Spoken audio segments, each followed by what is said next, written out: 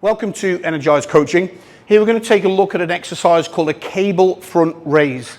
Now this is a shoulder exercise, but we're primarily focusing on the anterior deltoid, or the front of the shoulders.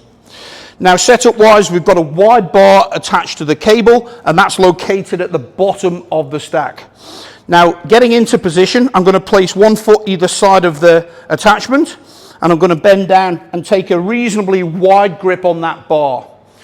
Now my feet are about shoulder width apart, I've got my knees slightly bent, and I'm going to lean forward. Now that's because when we get tired, there's going to be a tendency to start leaning back to lever up that weight. Okay, so we're going to fix that forward lean position, keep the core nice and tight throughout the set.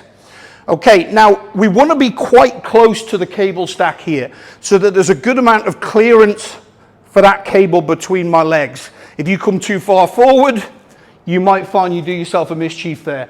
So we want to come back and allow plenty of clearance for that cable. Now in my head here, I'm not thinking up.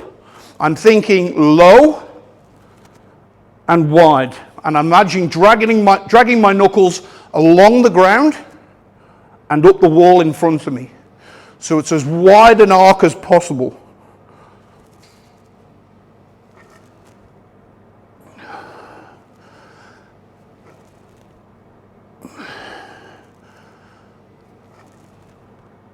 Now hopefully you can see the only things moving there are what I want to be moving, and that's my shoulders. Okay, there's no movement in my legs, there's no movement in my torso, everything is rock solid.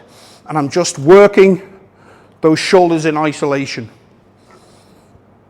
So the muscles are shortening as I raise the bar, and they're lengthening in the descent. Okay, so that's a cable front raise.